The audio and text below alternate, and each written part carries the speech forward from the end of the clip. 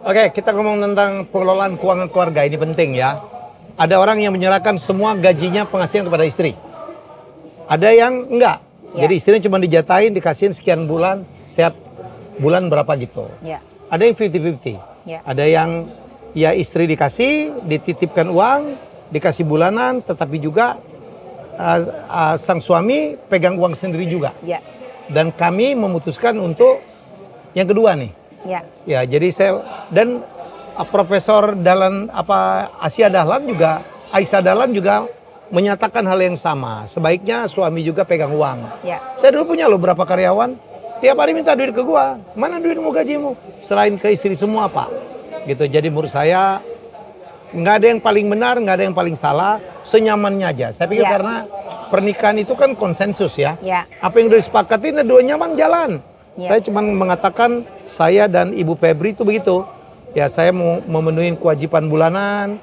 Kemudian dia juga punya uang sendiri, saya juga punya uang sendiri, yang penting terbuka. Dia tahu kok tabungan saya berapa. Ya. Ya, jadi dan kita merencanakan mau beli apa lagi, mau beli kantor, kita rencanakan semua. Jangan itu ya, Mam. Jadi barangkali nggak semuanya uangmu, uangku.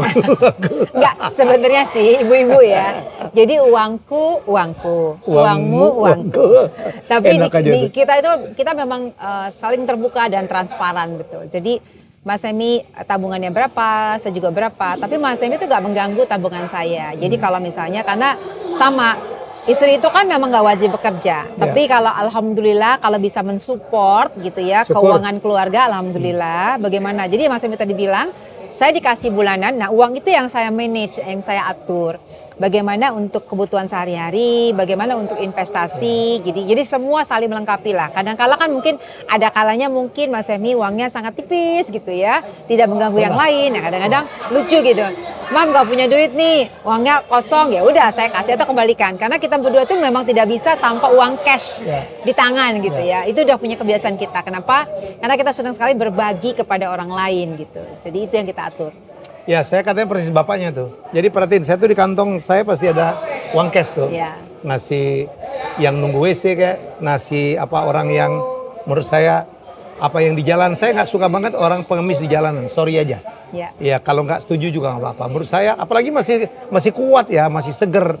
Ya kadang-kadang ini orang cuman males aja tuh ya. Tapi saya selalu gitu tuh, satpam yang bukain pintu saya gitu. Jadi oleh karena itu saya pikir itu menarik, dan rezeki kita saya pikir juga alhamdulillah lah ya. The more you give, the more you receive juga gitu. Jadi menurut saya ini menarik.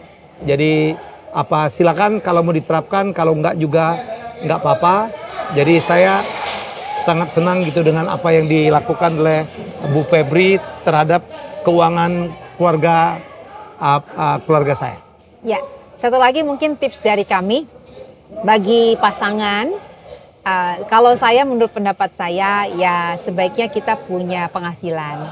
Apakah penghasilan itu nggak mesti kerja di kantor? Ya. Jadi misalnya jagonya buat kue, silakan buat kue. Jagonya masak, silakan masak. Jago main saham, silakan main saham. Jagonya main saham, silakan main saham.